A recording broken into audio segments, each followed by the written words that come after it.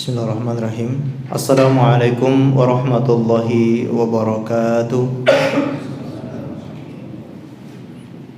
Innal hamdalillah nahmaduhu wa nasta'inuhu wa nastaghfiruh wa natubu ilaihi wa na'udzu billahi min shururi anfusina wa min sayyiati a'malina. May yahdihillahu fala mudilla lahu wa may yudlil fala hadiya lahu. Wa asyhadu an la ilaha illallah wahdahu la syarika lah wa asyhadu anna Muhammadan abduhu wa rasuluh salawatu rabbih wa salamuhu alaihi wa ala alihi wa sahbihi ajma'in. Amma ba'd. Ma'asyiral muslimin wal muslimat, a'azzani Allah wa iyyakum. Tidak henti-hentinya kita bersyukur kepada Allah Azza wa Jalla karena pada kesempatan malam hari ini kita bisa dipertemukan oleh Allah, diberi kekuatan dan keistiqomahan sehingga kita bisa menghadiri pengajian ini. Semoga Allah berkenan memberikan ilmu yang bermanfaat sehingga bisa kita amalkan sebagai bekal untuk menghadap kepada Allah Jalla wa Ala. Amin ya rabbal alamin. Salawat dan taslim semoga selalu tersampaikan kepada junjungan kita Nabi besar Muhammad sallallahu alaihi wasallam, kepada seluruh keluarganya, para sahabatnya dan umatnya yang setia mengikuti tuntunannya sampai hari kiamat. Ma'asyiral muslimin wal muslimat, a'azzani Allah wa iyyakum. Seperti biasanya kita lanjutkan membaca kitab Ahkamul Janaiz, hukum-hukum seputar jenazah yang ditulis oleh Syekh Al-Albani rahimahullahu taala. Dan pada kesempatan malam ini kita masih melanjutkan poin tentang hal-hal yang dilarang ketika ziarah kubur. Di antaranya yaitu wala yusra'u wad'ul asasi wa nahwiha minar riyahin wal wurud alal kubur. Tidak disyariatkan meletakkan bunga-bunga ataupun yang sejenisnya di atas kuburan. Tidak disyariatkan menabur bunga di atas kuburan. Li'annahu lam yakun min qibalis salaf. Karena hal itu tidak pernah dilakukan oleh para ulama salaf. Orang-orang yang beriman kepada Allah, mereka yang mendahului kita dari kalangan salafus saleh, tidak pernah melakukan hal seperti itu. Walau kana khairan la sabaquna ilai. Seandainya kalau itu baik, mereka sudah lebih dahulu melakukannya. Karena kita tahu bagaimana para ulama salaf itu selalu berlomba-lomba di dalam kebaikan. Terutama para sahabat Nabi sallallahu alaihi wasallam, mereka selalu berlomba di dalam kebaikan. Kalau ada sahabat yang melakukan ibadah ini, mereka bagaimana bisa bersaing, menyaingi amalan tersebut. Sebagaimana Umar bin Khattab ketika melihat Abu Bakar As-Siddiq rajin bersedekah, beliau ingin menyaingi Abu Bakar. Namun memang tidak mampu beliau menyaingi Abu Bakar. Dan begitulah ketika Allah Subhanahu wa taala perintahkan suatu perkara, mereka selalu berlomba-lomba siapa yang paling terdepan untuk lebih dulu mengamalkan perintah Allah tersebut. Nah, kalau memang ini perkara yang baik, kalau ini perkara yang mendatangkan kebaikan, mendapatkan pahala, maka mereka lebih dulu untuk melakukannya. Tapi buktinya tidak. Tidak ada riwayat yang menerangkan para sahabat melakukan hal demikian. Waqad qala Ibnu Umar radhiyallahu anhuma. Ibnu Umar radhiyallahu anhuma pernah berkata, "Kullu bid'atin dhalalatin wa in ra'aha an-nasu hasanah." Setiap perkara bid'ah itu pasti menjerumuskan ke dalam kesesatan. Walaupun manusia melihat itu perkara yang baik. Ini yang seringkali dijadikan alasan oleh kebanyakan kaum muslimin. Ini kan baik, tujuannya baik, dia ingin mendapatkan kebaikan. Padahal itu perkara yang tidak diajarkan oleh Rasulullah SAW. Setiap perkara yang tidak diajarkan oleh Rasulullah dalam perkara agama, ini akan mengarahkan kepada kesesatan. Ya, kullu bid'atin dhalalah wa in ra'ahan nasu hasanah. Setiap bid'ah itu akan mengarahkan kepada kesesatan. Ya, cepat atau lambat namanya kebid'ahan pasti akan keluar dari jalan kebenaran. pasti akan keluar dari tuntunan Rasulullah sallallahu alaihi wasallam. Sehingga jangan pernah diremehkan perkara kebid'ahan. Betapa banyak manusia yang tersesat sangat jauh dari dinul Islam gara-gara meremehkan perkara bid'ah. Di zaman sahabat ada orang yang berzikir menggunakan kerikil-kerikil. Jadi ada satu yang memimpin, kemudian dia menyuruh jamaahnya untuk sabbihu mi'ah, berzikir bertasbihlah sebanyak 100 kali sambil menghitung-hitung kerikil itu, atau bertahmid ya hamadu, atau membaca alhamdulillah sebanyak 100 kali. Dipimpin oleh satu orang, baru seperti itu, baru menghitung kerikil. Dan yang mereka ucapkan zikir-zikir yang masih sesuai tuntunan Rasulullah, tapi itu sudah tidak sesuai tuntunan Rasulullah karena mereka sudah pakai kerikil dan ada yang memimpin. Namun lama-kelamaan zikir-zikir semacam itu tersesat dari jalan Allah Subhanahu wa taala, tersesat dari tuntunan Rasulullah, bahkan dengan variasi-variasi yang sangat banyak yang tidak pernah diajarkan oleh Allah dan Rasulnya, bahkan sampai kesurupan dan seterusnya. Nah, ini awalnya itu hanya perkara yang remeh, hitung kerikil, tapi lihat bagaimana kesudahannya, bagaimana generasi setelahnya mereka lebih jauh dalam kesesatan. Makanya para ulama salaf dari dulu sampai sekarang itu menutup celah, menutup pintu jangan sampai terjerumus dalam perkara kebid'ahan. Karena mungkin saat ini dianggap perkara yang baik dan masih ringan, tapi kita nggak tahu di masa mendatang, ketika ilmu sudah semakin berkurang, para ulama semakin sedikit, maka perkara-perkara yang dulunya hanya kecil itu menjadi kesesatan yang sangat besar. Dan itulah yang terjadi.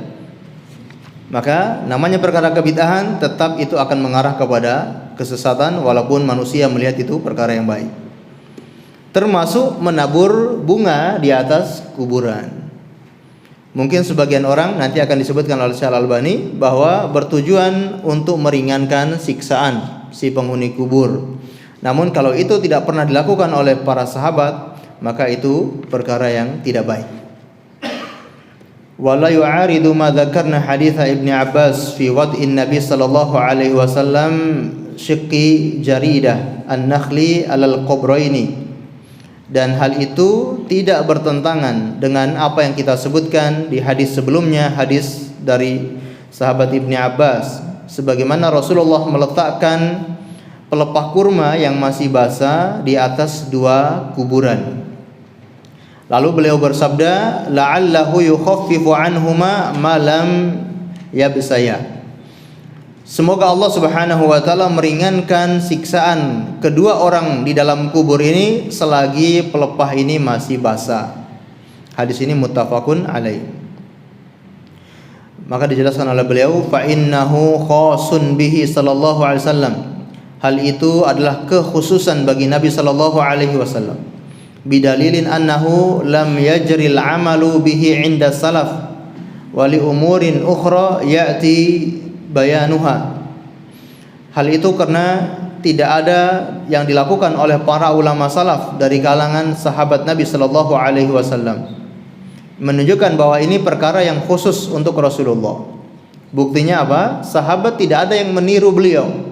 Kalau ini umum untuk kaum muslimin, dan kalau memang pelepah kurma yang masih basah itu bisa meringankan siksaan, tentunya para sahabat sudah berlomba-lomba untuk menancapkan pelepah kurma yang masih basah itu di kuburan setiap orang yang meninggal dunia. Tapi buktinya tidak, ya, karena ini perkara yang khusus untuk Rasulullah sallallahu alaihi wasallam. Qala Al-Khattabi rahimahullahu taala fi Ma'alimis Sunnah ta'liqan 'alal hadis. Berkata Imam Al-Khattabi dalam kitab Ma'alimis Sunan ketika beliau mengomentari hadis yang kita bacakan ini. Kata beliau, innahu minat tabarruki bi atharin Nabi sallallahu alaihi wasallam wa du'aihi bit takhfif anhuma. Sesungguhnya meletakkan pelepah kurma itu adalah untuk tabarruk dengan bekas Nabi sallallahu alaihi wasallam, wa du'aihi, dan juga doanya Rasulullah, alias dua penghuni kubur ini mendapatkan keringanan siksaan itu bukan karena pelepah kurmanya, bukan karena benda ini, atau bukan karena pohon ini, atau bukan karena pelepah ini, melainkan karena bekas Nabi sallallahu alaihi wasallam dan juga karena doanya Nabi sallallahu alaihi wasallam. Wa ka'annahu ja'ala mudata baqa'in nadawah fihi ma hadda lamma waqa'at bihi al-mas'alatu min at-takhfif al-'adzab anhuma. Dan bisa jadi jarak ataupun masa, yaitu diringankan siksaan, yaitu selagi pelepah kurma ini masih basah. Jadi memang diberi keringanan oleh Allah Subhanahu wa taala, tapi ada batasan waktunya. Karena doa Nabi sallallahu alaihi wasallam, karena keberkahan dari Nabi sallallahu alaihi wasallam bisa meringankan dua kuburan ini, namun ada batasannya, ya, tidak diringankan selama-lamanya. Ada batasannya, yaitu sampai pelepah kurma ini kering.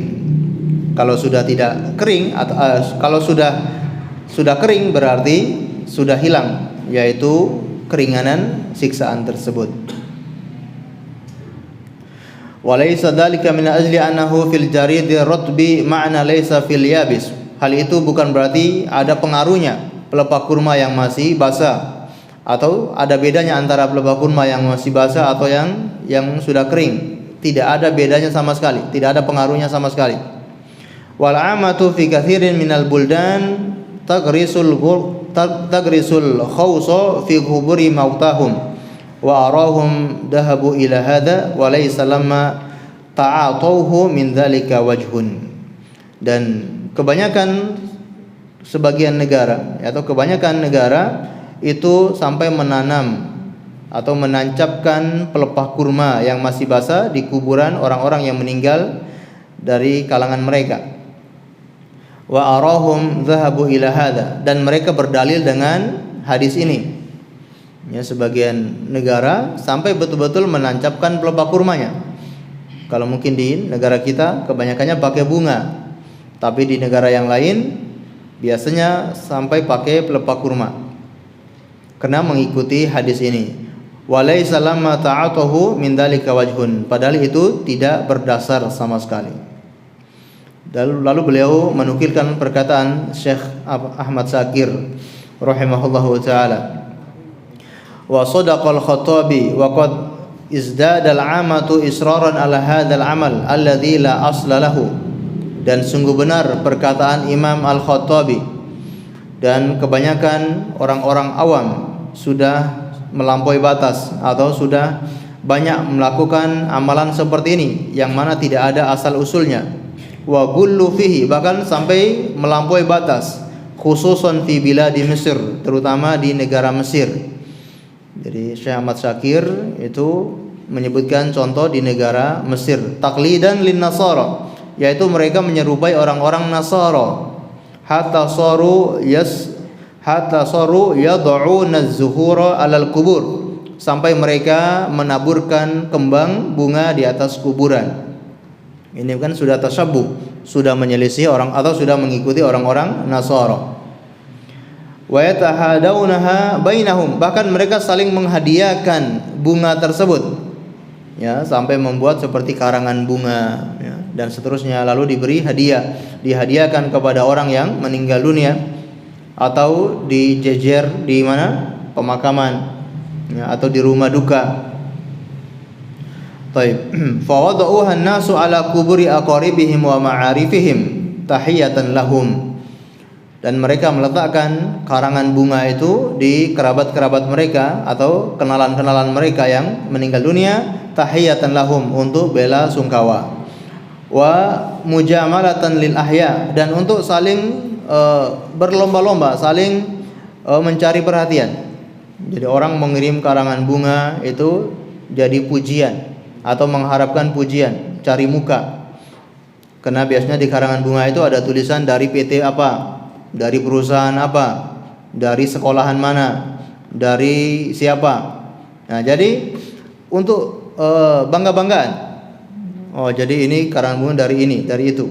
Ya, jadi untuk mujamalatan lil ahya. Ya, orang yang hidup pun, ya, mencari muka dengan adanya kematian. wa hatta sarat 'adatan syabihatan birrasmiyatin fil mujamalati dauliyah. Bahkan itu bisa jadi menjadi kebiasaan yang resmi dilakukan antara negara.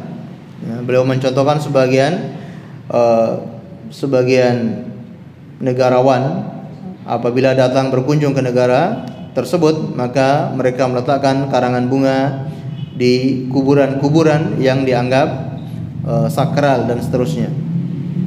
Lalu beliau menyebutkan di sini wa yajibu ala ahli ilm ayyunkiruha wa ayyubtilu hadhil adati mastata'u. Maka wajib bagi para ahli ilmu, para ustadz, para kiai untuk menjelaskan hal itu atau untuk mengingkari perkara ini, menjelaskan kepada masyarakat, ya, tidak bolehnya perbuatan seperti itu. Menabur bunga ini harus dikasih tahu, ya, para kiai, para ustadz, para ulama memberitahukan kepada masyarakat kalau kebiasaan ini itu bukan termasuk ibadah, bukan termasuk perkara yang dianjurkan dalam Islam. Ini bahkan tasyabbuh bin nasara atau bil kufar, ya, menyerupai orang-orang kafir. Ini harus dijelaskan kepada masyarakat, ya, semampunya. Kalau kita mampu menjelaskan kepada masyarakat, kita jelaskan kepada masyarakat agar tidak menabur bunga-bunga dan seterusnya. Taib. Qultu wa yu'ayyidu kaunu wad'il jarid 'alal qabri khasun bihi wa anna takhfif lam yakun min ajli nadawati syaqqiha umur. Lalu beliau mempertegas lagi bahwa meletakkan pelepah kurma yang masih basah itu kekhususan baginda Nabi sallallahu alaihi wasallam.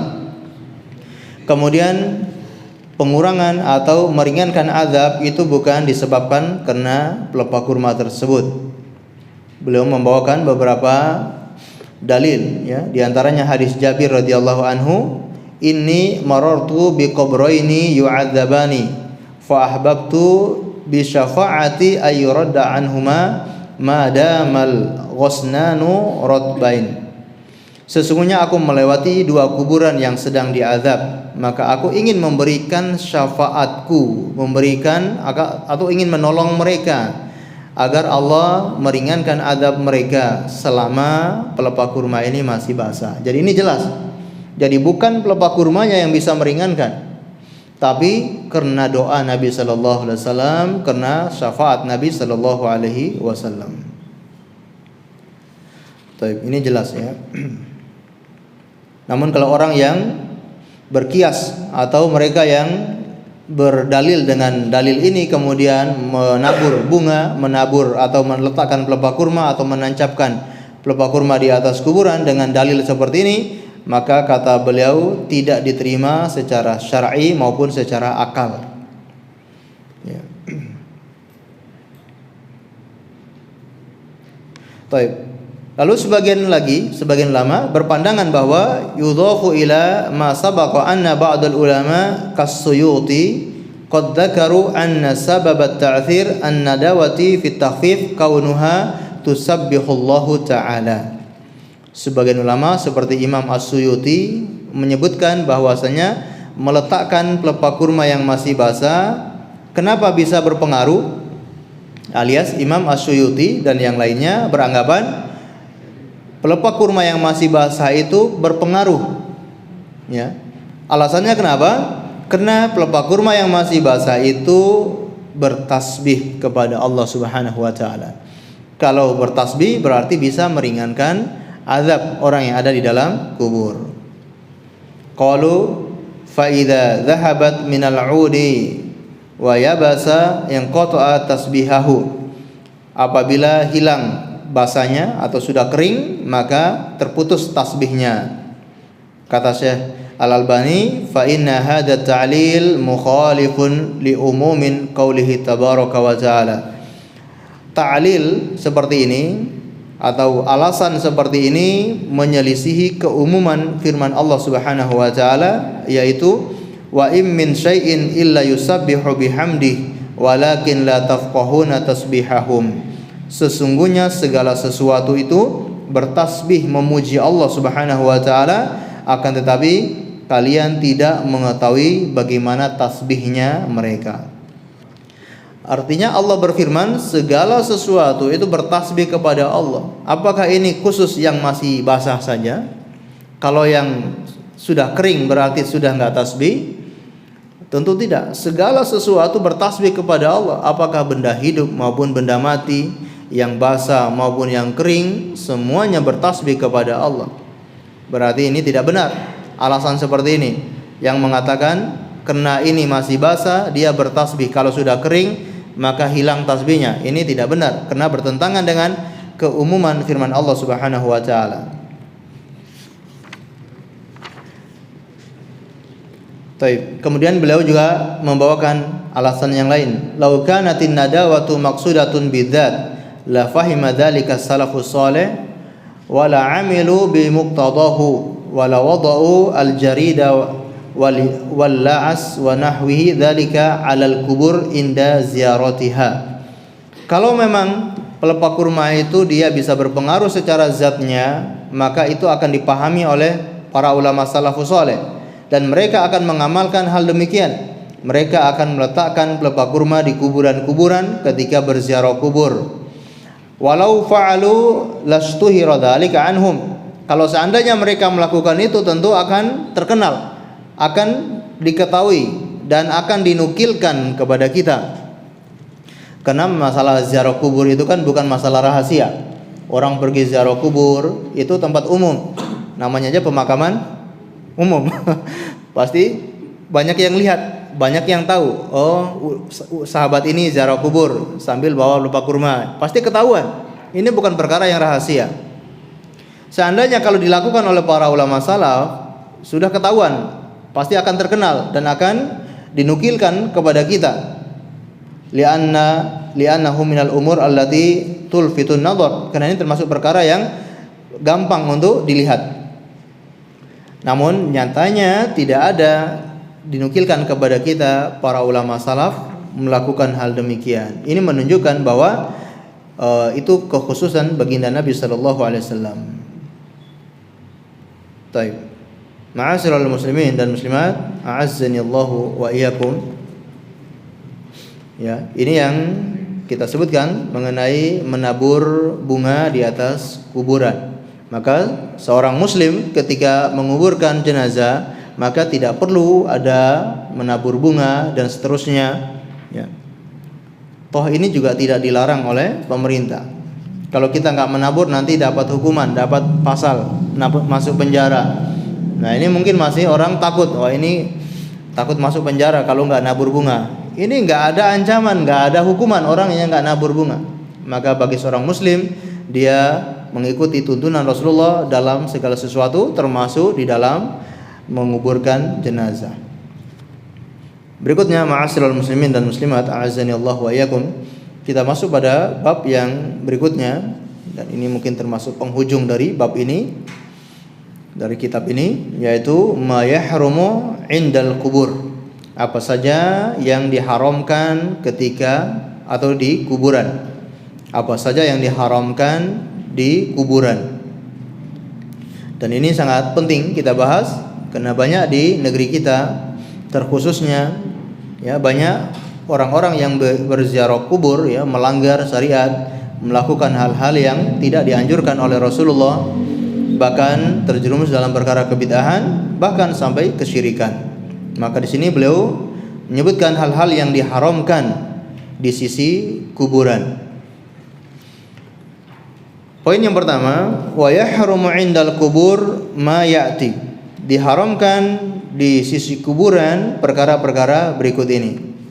Yang pertama, adz-dzabhu wan nahru liqaulihi sallallahu alaihi wasallam, yaitu menyembelih, ya, menyembelih hewan sebagaimana sabda Nabi sallallahu alaihi wasallam.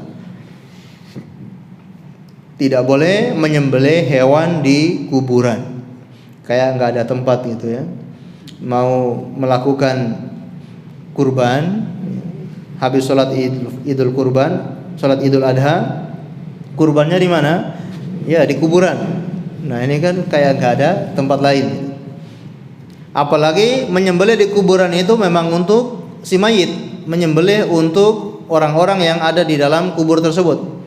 atau karena untuk mengagungkan si mayit tersebut. Ini sangat berbahaya. Bisa termasuk dosa besar, bahkan syirik kepada Allah Subhanahu wa taala. Kata Nabi sallallahu alaihi wasallam, la aqra fil Islam. Tidak ada menyembelih di dalam Islam. La aqra fil Islam. Tidak ada penyembelihan di dalam Islam. Apa maksud perkataan beliau ini? Ditafsirkan oleh Abdul Razzaq. Qala Abdul Razzaq bin Hammam. Berkata Imam Abdul Razzaq bin Hammam, kanu ya'qiruna 'indal qabri bi baqaratan aw syatan. Orang-orang dahulu atau masyarakat jahiliyah biasanya mereka menyembelih di kuburan itu sapi ataupun kambing. Karena kita tahu masyarakat jahiliyah sangat mengagungkan orang-orang soleh, orang-orang yang ada di kuburan. Lalu mereka menyembelih binatang di kuburan tersebut. Maka dilarang oleh Nabi sallallahu alaihi wasallam, la aqra fil Islam. Tidak ada penyembelihan di dalam Islam. Maksudnya penyembelihan di kuburan. Ya.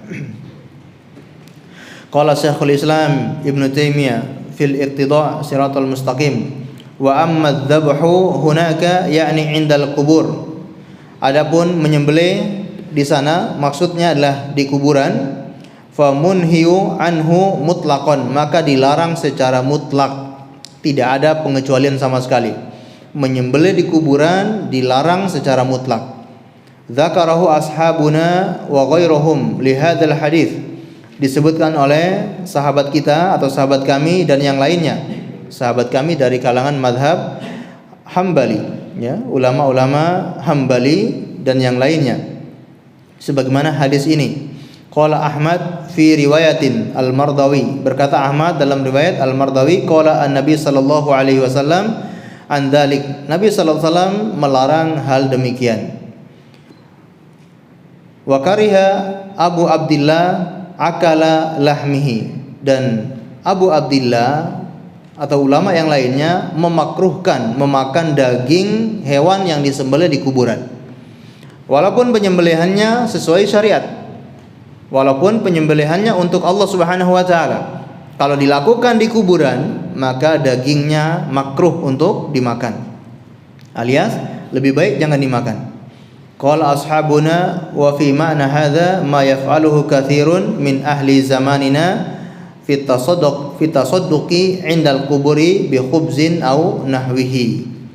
Dan itu yang dilakukan oleh kebanyakan orang di zaman kita, yaitu bersedekah dengan roti, dengan makanan dan yang lainnya di kuburan. Menyembelih hewan tidak boleh. Menyuguhkan makanan itu juga tidak boleh. Memberikan roti ataupun memberikan makanan buah-buahan disuguhkan, diletakkan di kuburan. Ya, ini semua perkara yang tidak boleh. Wa amma dzabhu wal aqru 'indal qabri famadmumun di hadis Anas hadza. Berkata Imam An-Nawawi rahimahullahu taala, adapun menyembelih di kuburan itu sangat tercela sebagaimana hadis Anas yang kita sebutkan.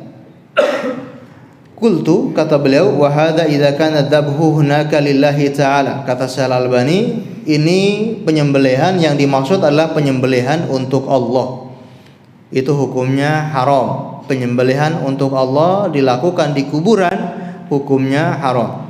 Padahal ini untuk Allah Subhanahu wa taala. Wa amma idza kana li sahibil qabri kama yaf'aluhu ba'dul juhal fahuwa syirkun sharihun. Adapun penyembelihan itu dilakukan untuk dipersembahkan kepada penghuni kubur, maka ini termasuk syirik yang jelas, dan ini syirik akbar yang bisa mengeluarkan pelakunya dari agama Islam. Wa akluhu haramun wa fiskun, dan makan dagingnya adalah haram dan termasuk fiskun, yaitu keburukan. Kama qala ta'ala, sebagaimana Allah berfirman, wala ta'kulu mimma lam yudhkar ismallah alaihi wa innahu lafiskun. Dan janganlah kamu memakan daging atau hewan yang disembelih tidak dengan menyebut nama Allah atau disembelih untuk berhala. wa innahu lafiskun. Itu semua termasuk dosa dan haram. Ai wal halu annahu kadzalika bi an dubiha li ghairillah idh hadha huwal fisku huna kama dzakarahu Allah taala bi qoulihi au fisqan li ahilla li ghairillah bi au fisqan uhilla li ghairillah. Yang dinamakan fisk adalah binatang yang disembelih bukan untuk Allah Subhanahu wa taala. Baik, kita tahu dalam masalah penyembelihan itu dibagi menjadi dua macam, ya. Penyembelihan untuk Allah Subhanahu wa taala dan penyembelihan untuk selain Allah. Dua-dua ini tidak boleh dilakukan di kuburan. Apakah penyembelihan untuk Allah maupun untuk selain Allah Subhanahu wa taala. Ya, apalagi untuk selain Allah Subhanahu wa taala. Untuk Allah saja tidak boleh, apalagi untuk selain Allah. Kalau untuk selain Allah ini dibagi menjadi dua, yaitu yang pertama syirik, yang kedua mubah. Menyembelih untuk selain Allah yaitu untuk makan-makan, ya, untuk walimah dan untuk seterusnya, menyembelih yang untuk dimakan. Ini hukumnya kalau di kuburan, ya, tidak boleh dan haram. Ataupun menyembelih syirik, kalau penyembelihan untuk berhala atau untuk si penghuni kuburan, mencari punden atau mencari kuburan-kuburan yang dikeramatkan, kemudian menyembelih binatang di situ. Ini berarti jelas menyembelih untuk berhala, dan ini dosa besar. Dan ini tidak memperhatikan apa binatang yang disembelih, apakah sapi, apakah kambing, bahkan yang lebih kecil dari itu. Kita tahu Rasulullah menceritakan, walaupun sebagian mengatakan itu bukan perkataan Rasulullah, namun hukumnya disandarkan kepada Rasulullah dari perkataan Salman Al-Farisi bahwa ada orang yang masuk surga gara-gara seekor lalat dan masuk neraka gara-gara seekor lalat. Ini tidak memandang apa jenis hewannya. Walaupun hanya satu ekor lalat, walaupun hanya satu ekor semut, walaupun hanya satu ekor nyamuk, kalau dipersembahkan untuk selain Allah, jatuh dalam kesyirikan dan menyebabkan orang masuk neraka. Orang yang menyembelih atau masuk surga gara-gara seekor lalat, ya, dia melewati suatu kaum, kemudian dia disuruh untuk menyembelih sesuatu, dia tidak mau karena ini orang yang bertauhid. Bagaimana mungkin saya menyembelih untuk selain Allah? Akhirnya dipenggal kepalanya dan dia masuk surga. Orang yang kedua diperintahkan untuk menyembelih, dia mengatakan saya tidak punya sesuatu untuk saya sembelih. Mereka mengatakan sembelih walau hanya seekor lalat. Ya, qarrib walau dzubaban. Sembelihlah walau hanya seekor lalat. Dia pun mengambil seekor lalat lalu mempersembahkan kepada berhala, lalu dibiarkan dia pergi, akhirnya dia masuk neraka. Jadi ini termasuk dosa besar yang mengeluarkan dari Islam. Apalagi menyembelih yang lebih besar lagi, menyembelih sapi, menyembelih kerbau, lalu dilarungkan di pantai, dilarungkan di sungai atau dilarungkan di mana. Ini berarti menyembelih untuk selain Allah Subhanahu wa taala. Dan Allah telah melaknat orang-orang yang menyembelih untuk selain Allah. Wa qala sallallahu alaihi wasallam la'anallahu wa fi riwayatin mal'unun man dzabaha li ghairillah. Allah telah melaknat orang-orang yang menyembelih untuk selain Allah. Atau dalam riwayat, orang-orang yang menyembelih untuk selain Allah mereka terlaknat, ya. Orang-orang yang dilaknat oleh Allah, dijauhkan dari rahmat Allah, tidak diampuni oleh Allah Subhanahu wa taala. Ini perkara yang pertama yang tidak boleh dilakukan di kuburan, yaitu menyembelih hewan. Perkara yang kedua yaitu raf'uha ziyadatan ala turab al kharij minha, yaitu meninggikan kuburan melebihi batasnya atau menggunakan tanah selain dari tanah galian tersebut. Ini yang mungkin pernah kita bahas di pembahasan sebelumnya, yaitu tidak boleh meninggikan kuburan melebihi 1 jengkal. Meninggikan kuburan itu sebatas 1 jengkal untuk menandakan kalau itu kuburan, dan hanya menggunakan tanah dari galian kubur itu, dan itu memang cukup.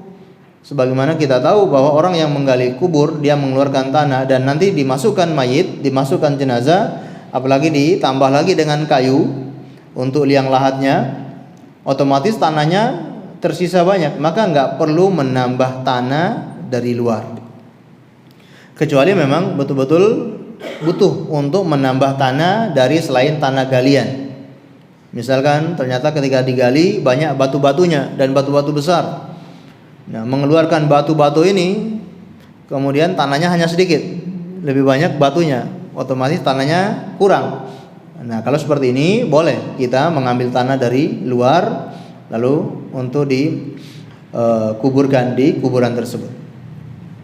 Perkara yang ketiga yaitu talyuha bil kilsi wa nahwihi, yaitu memberi atau mengapuri atau memberi semen, ya, mengapuri ataupun di plester, ya, seperti di plester, dicat dan seterusnya, ya, dengan tujuan untuk memperindah kuburan, ya. Tapi kalau memang ada hajat, ada keperluan, mau nggak mau harus dikasih pondasi sampingnya misalkan, karena dia berada di pinggir sungai. Kalau nggak dikasih pondasi, batunya atau tanahnya lari. Nah, mungkin seperti itu boleh, ya, ada keperluan. Namun kalau tujuannya dikasih pondasi, dikasih plester, dikasih cat, dikasih warna, dikasih kapur untuk memperindah kuburan, maka tidak diperbolehkan. Wal kitabatu 'alaiha, kemudian yang keempat, menulis di atas kuburan.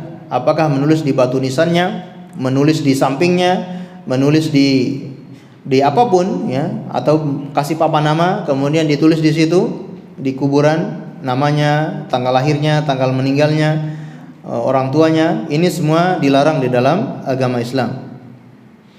Al-bina'u 'alaiha, yang kelima yaitu membangun di atas kuburan, bikin rumah di atas kuburan. Kuburannya dikasih pelindung, dikasih rumah agar tidak kehujanan, ya, atau sampai dikasih kuba, ya, di atas kuburannya dikasih kuba-kuba. Yang keenam, al-qu'udu 'alaiha, yaitu duduk di atas kuburan. Lalu beliau akan menjelaskan hadis yang terkait dengan yang kita sebutkan dari nomor 2 sampai nomor 6. Beliau akan membawakan dalil-dalil yang menerangkan larangan hal tersebut. Al-awwal, hadis yang pertama, an Jabir radhiyallahu anhu qala, dari Jabir radhiyallahu anhu berkata, naha Rasulullah sallallahu alaihi wasallam ayujassisal qubra, ayujassisa al-qabru wa yuq'ada alayya wa yubna alayhi au yuzadu alayhi au yuktaba alayhi. Rasulullah SAW melarang untuk mengapuri kuburan, mengecat kuburan, atau duduk di atas kuburan, menduduki kuburan. Wa ayyubna alai, atau membangun di atas kuburan, atau menambah tanah selain tanah kuburan itu, au yuktab alai, ataupun menulis di atas kuburan. Nah, ini semua dilarang oleh Nabi sallallahu alaihi wasallam. Kalau dilarang, hukumnya apa? Haram, ya, hukumnya haram. Taib. Walaupun nanti akan kita jelaskan, ya, di antara perkaranya hanya makruh, ya, tidak sampai haram. Qala An-Nawawi rahimahullahu taala, berkata Imam An-Nawawi, wa isnaduhu sahih, thumma istadallu biha ala annahu yustahab an la yuzadul qabru ala turab alladhi ukhrija minhu.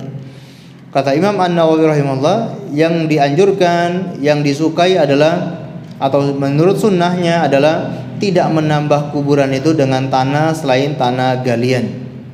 Qala Syafi'i, berkata Imam Asy-Syafi'i, fa inna zada fala ba's, adapun menambah tanah tidak masalah. Qala ashabuna ma'nahu annahu laisa bimakruh, maknanya tidak termasuk perkara yang makruh. Kata Syekh Al-Albani, qultu wa hadza khilafu dhahir an-nahyu fa innahu al-asla fihi at-tahrim. Ini menyelisihi dhahir hadis larangan Nabi tersebut, karena secara hukum asalnya menambah tanah selain tanah galian itu hukumnya adalah haram. Fal haqqu maqalahu Ibnu Hazm, dan yang benar sebagaimana perkataan Imam Ibnu Hazm dalam kitabnya Al-Muhalla. Wala yahillu ay yabni al-qabr, tidak dihalalkan untuk membangun kuburan.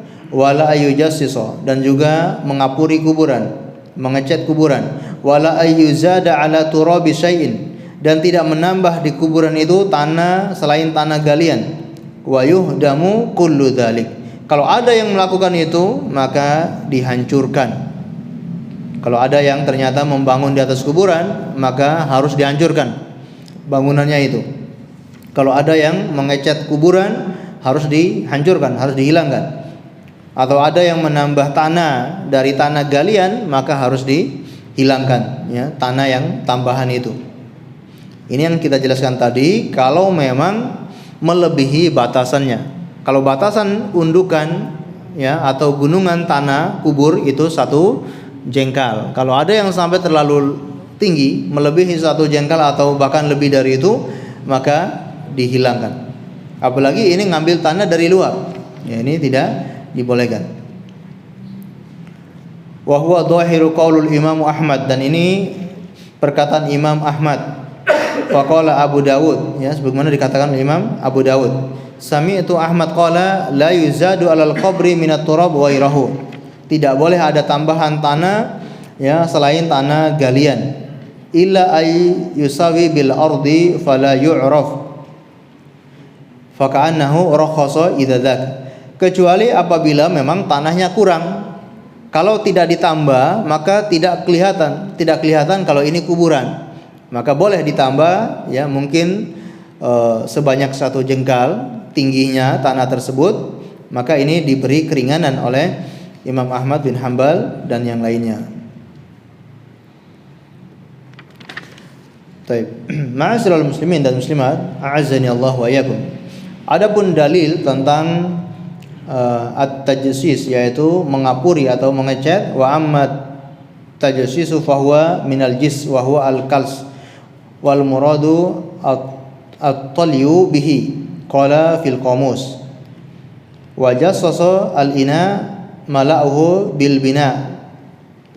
Wala anna an-nahyu anit tajis min ajli annahu naw'un zinatin.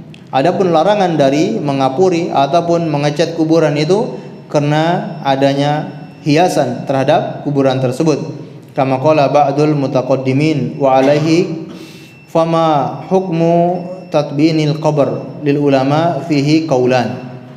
Ya, sebagaimana pendapat ulama yang terdahulu, bahwa mengapuri, mengecat dan yang lainnya itu bisa memperindah kuburan, dan memang tidak boleh secara hukum asal memperindah kuburan, karena kuburan tidak layak untuk diperindah. Rasulullah SAW tegas melarang kita untuk bahkan sering-sering berziarah kubur beliau. Bahkan beliau mewanti-wanti agar kuburan itu jangan ditulis, jangan diperindah, jangan dibangun di atasnya. Ya, karena kuburan itu apapun atau siapapun orangnya sama, tidak ada bedanya. Apakah yang meninggal itu raja, yang meninggal itu presiden, atau yang meninggal itu orang yang paling terkaya di muka bumi ini, namanya kuburan sama, tidak ada bedanya. Maka tidak perlu ada memperindah kuburan semacam itu. Apalagi sampai memberi kain, memberi kelambu, dihiasi sebagaimana kamar pengantin, bahkan tempat mantenan itu kalah bagus dengan kuburan, ya.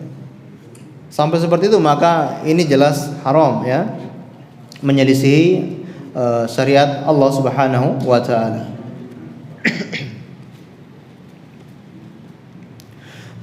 Kemudian menulis di atas kuburan. Wa ammal kitabatu fa dhahirul hadis tahrimuha. Adapun menulis di atas kuburan secara zahir hadis ini adalah hukumnya haram. Wa huwa dhahiru kalamul Imam Ahmad. Wa huwa dhahir kalam Imam Muhammad, yaitu Asy-Syaibani. Dan ini zahir perkataan Imam Asy-Syaibani, ya, gurunya Imam Asy-Syafi'i. Wa sarha Asy-Syafi'i wal Hanabila bil karahiyah faqat. Dan Imam Asy-Syafi'i dan dari mazhab Hanabila menganggap itu hanya dibenci saja, yaitu hukumnya makruh, tidak sampai haram kalau menulis di atas kuburan. Berkata Imam An-Nawawi, qala ashabuna wa sawa'un kana al-maktub 'alal qabri fi lawhin inda ra'sihi kama jarat 'adatun ba'dun nas am fi ghairihi fa kulluhu makruhun li umumil hadis. Berkata ashabuna, yaitu sahabat kami dari kalangan mazhab Asy-Syafi'i, apakah yang ditulis itu di lauhun, di papan yang diletakkan di depan kepala kubur atau kepala si mayit, makanya di kepala, bagian kepala si mayit, batu nisan, jadi apakah ditulis di batu nisan ataupun ditulis di tempat yang lain, sebagaimana kebiasaan orang zaman sekarang. Fakulluhu makruhun, itu semua hukumnya makruh, sebagaimana keumuman hadis, ya, hadis yang melarang menulis di kuburan. Jadi menurut pendapat ini hukumnya hanyalah makruh.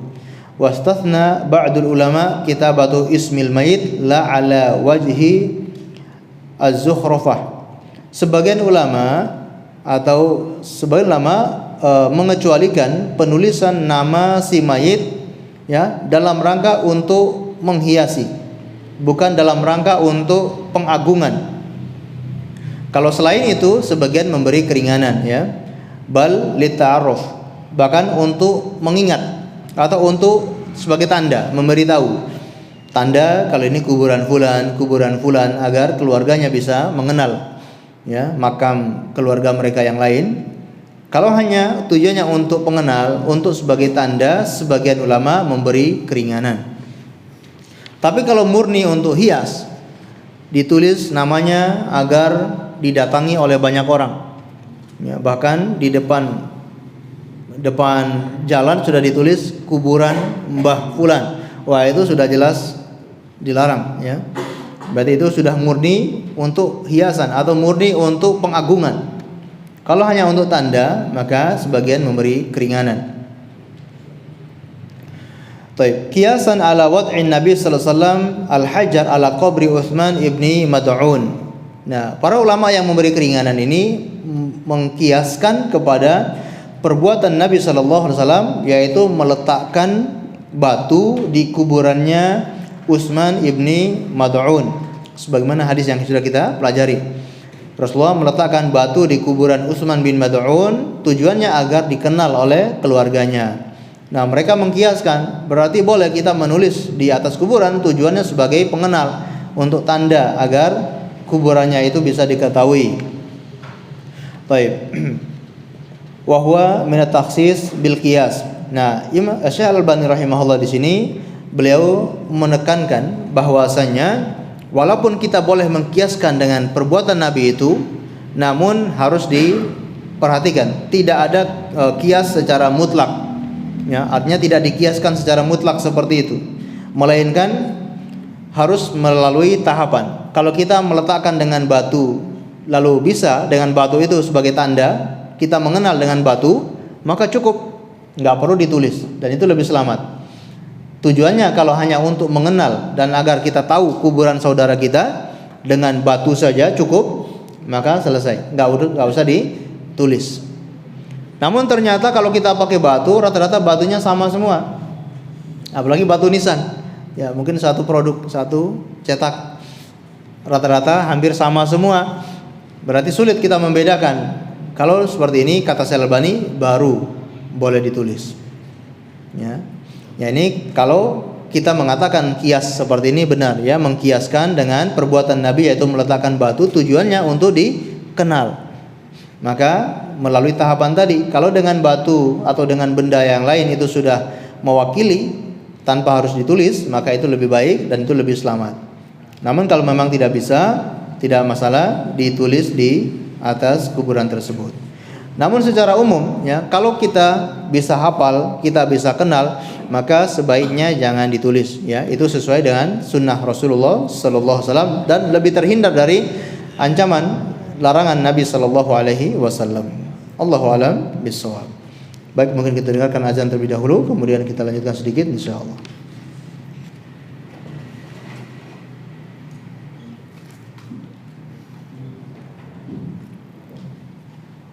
Allahu akbar, Allah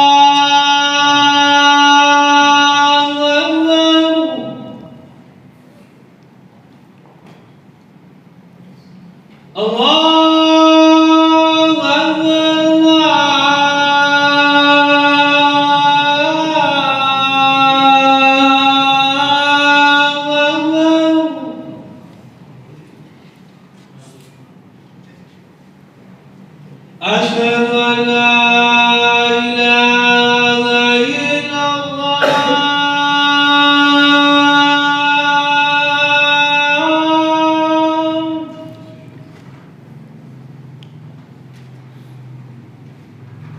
أشهد أن لا إله إلا الله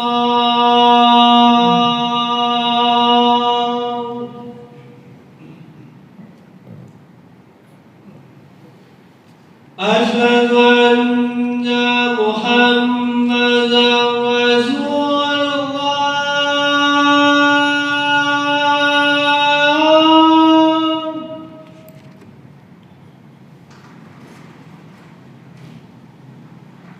أشهد أن محمدا رسول الله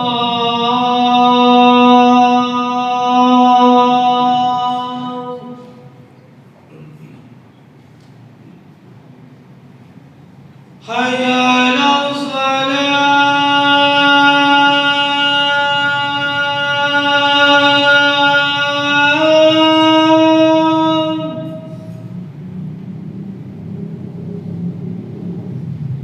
حي على الصلاة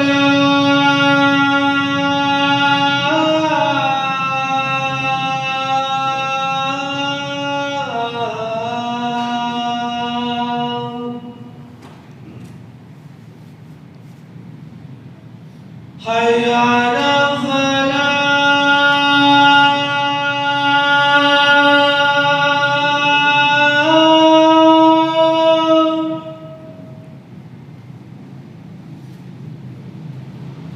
حي على الفلاح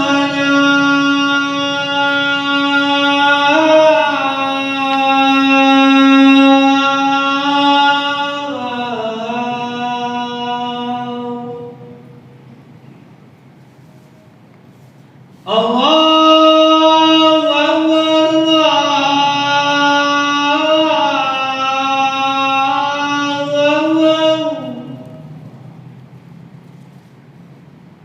لا إله إلا الله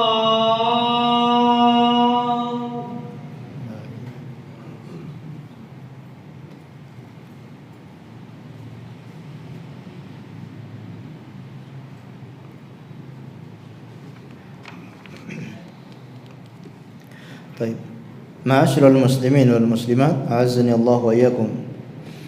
Adapun dalil berikutnya, dalil tentang larangan membangun bangunan di atas kuburan. Dari Abi Sa'id Al-Khudri radhiyallahu anhu bahwasanya Nabi sallallahu alaihi wasallam naha ayyubna 'alal qabri. Rasulullah melarang membangun bangunan di atas kuburan.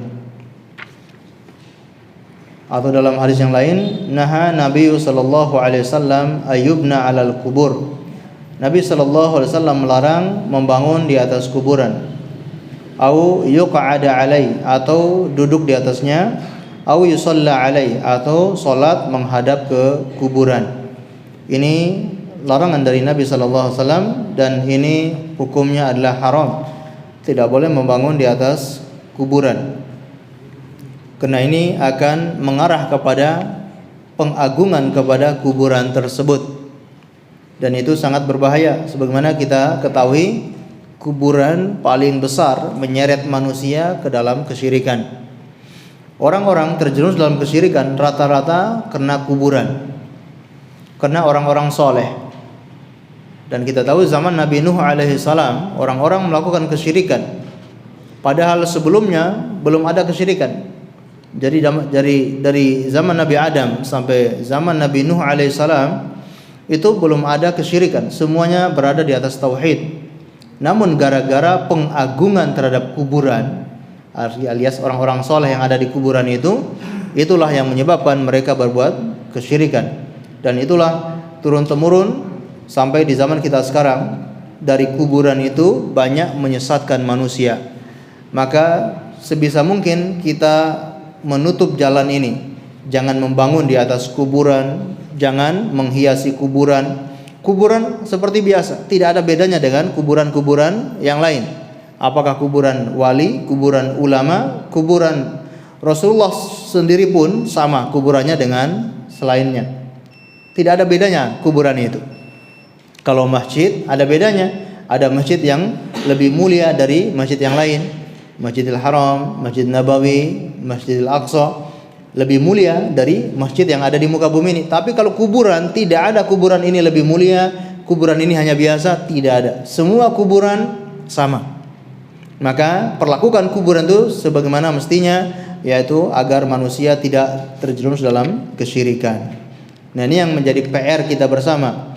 Karena sebagian kaum muslimin ya merasa perlu untuk melestarikan kuburan-kuburan seperti itu. Ya, bahkan harus dibangun di atasnya, dibangunkan kuba-kuba, bahkan itu menjadi proyek, dan yang paling bertanggung jawab pemerintah. Pemerintah nanti dimintai pertanggungjawaban di hadapan Allah. Engkau memimpin menjadi wali kota ini, sudah menutup kuburan ini belum? Ini tanggung jawab di hadapan Allah. Karena tujuan pemerintah adalah yang paling besar, amar ma'ruf nahi mungkar.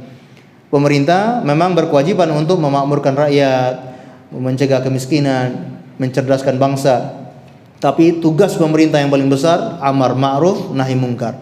Dan amar ma'ruf yang paling besar adalah memerintahkan tauhid dan melarang dari perbuatan syirik. Ini pemerintah bertanggung jawab.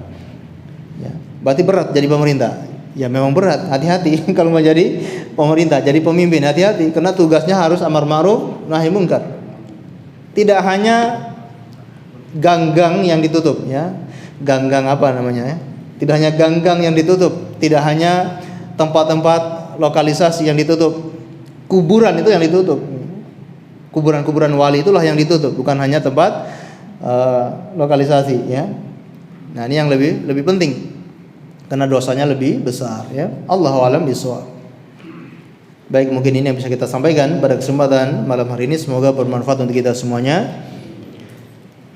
Ada pertanyaan atau tidak ada?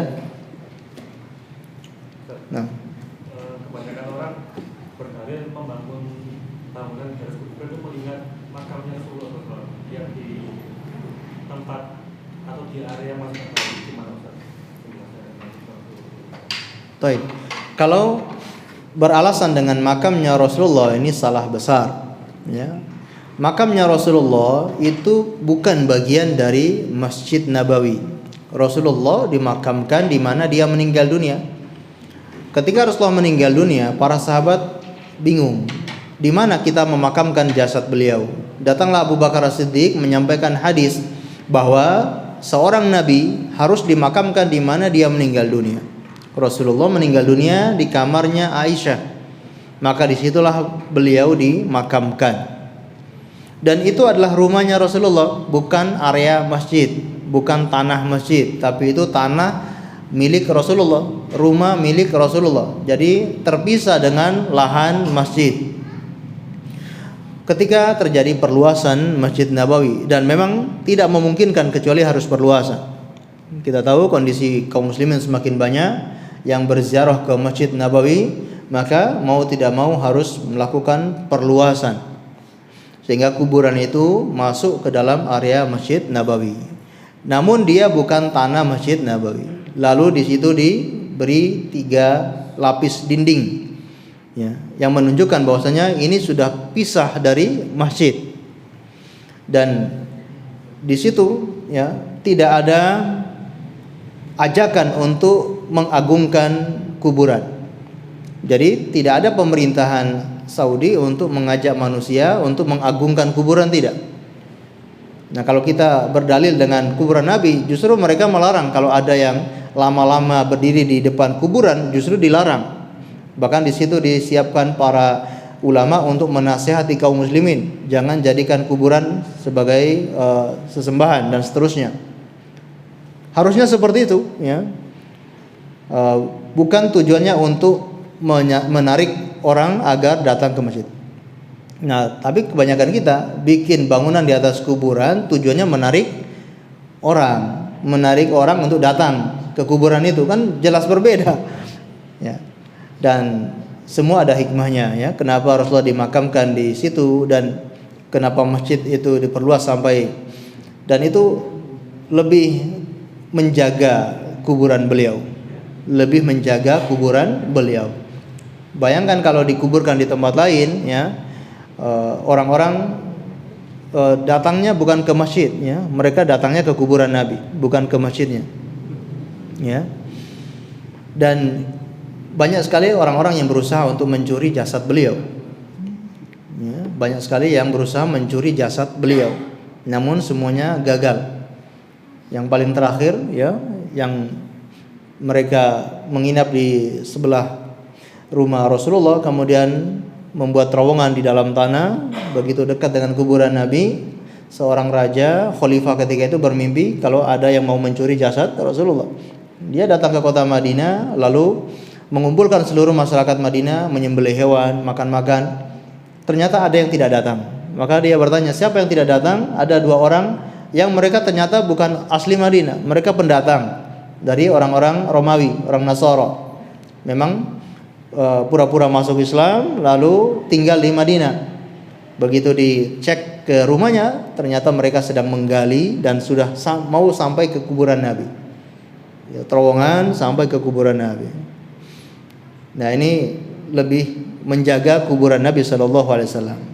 Lalu kemudian pemerintahan Arab Saudi membuat pembatas dari baja, ya, besi yang kuat sehingga tidak bisa ditembus dengan apapun, ya. Allahu a'lam bishawab.